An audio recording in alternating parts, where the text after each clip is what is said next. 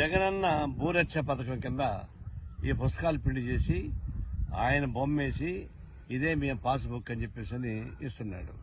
ఆ పాస్బుక్ లో ఎంత డొల్లతనం ఉందంటే ఇది నేల గీసుకోవడానికి పనికిరాదు. వాళ్లే ఇచ్చారు. బ్యాంకు లోన్ తీసుకున్న సందర్భంలో కానీ, భూమి రిజిస్ట్రేషన్ చేసే సందర్భంలో కానీ ఈ భూమి యజమాని హక్కు పత్రం మరియు పట్టాదారు పాస్ పుస్తకము అధికారికి చూపించిన అవసరం లేదు. అంటే ఇది బోగస్ పత్రం, దేనికి పనికిరాదు, నేల గీసుకుంటే కూడా పనికిరాదు. బొమ్మ చేసి కొన్ని వందల కోట్ల రూపాయలు ఖర్చు పెట్టి మొత్తానికి ఇది పంపిణీ చేశాడు. ఇది అసలు ముందు కాంగ్రెస్ గవర్నమెంట్ ఉన్నప్పుడు తెచ్చింది ఇది పాస్బుక్. ఇది తర్వాత చంద్రబాబు నాయుడు వచ్చాక తెచ్చింది పాస్బుక్. ఇది దీనిలో అన్ని రకాల హక్కులు ఉన్నాయి. పాస్బుక్ తెప్పిస్తాను అన్ని వ్యాలిడ్. కానీ ఈ పాస్బుక్ తీసుకొస్తే జగన్ బొమ్మ కనిపిస్తుంది తప్పితే దీనికి ఎందుకు వ్యాలిడ్ లేదు. బ్యాంకులో లోన్ లేరు, దీనికి హక్కు పత్రం రాదు, మీకు రైట్ రాదు. ఊరికి విగ్రహ లాగా పెట్టుకోవచ్చు.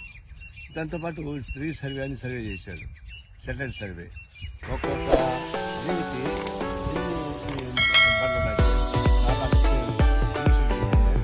జగన్ భూపత్రం.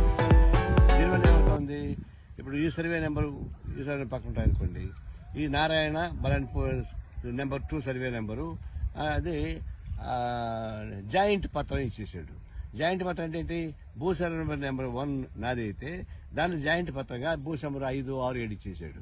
ఇప్పుడు వీళ్ళు కొట్లాడుకో సావరా, ఇది వాళ్ళకి రాదు. ఈ విధంగా అనేక తప్పు తడకలతోటి భూరక్ష పథకాన్ని ప్రవేశపెట్టి వేల కోట్ల రూపాయలు ఖర్చు పెట్టి ఈ బండలు వేశాడు, ఈ పుస్తకం వేశాడు, దీనికి సెటిలైట్ పథకం వేశాడు. ఇది ఇట్లాంటిదే ఒక తెలంగాణ ముఖ్యమంత్రి కూడా ధరణి చేశాడు. ఆ ధరణిలో ఎట్టుందంటే వినియోగదారుల హక్కు కనపడలేదు, అనుభవదారుల హక్కు కనపడలేదు. దానివల్ల ఏం చేసిందండి, అనుభవించాల్సిన భూమి కాస్త భూస్వామికి వెళ్ళిపోయింది. అదే దెబ్బతీసింది, కేసీఆర్ అదే దెబ్బతీసింది.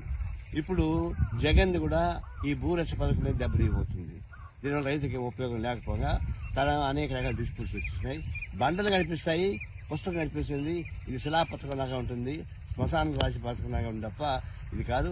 ఇదే బండలే రాబోయేటువంటి జగన్మోహన్ రెడ్డికి శిలాపథకంగా మారిపోతుంది. శ్మశానం పనికొస్తుంది కాదు, ఇదే పథకమే ఆయన ఓడించబోతుంది.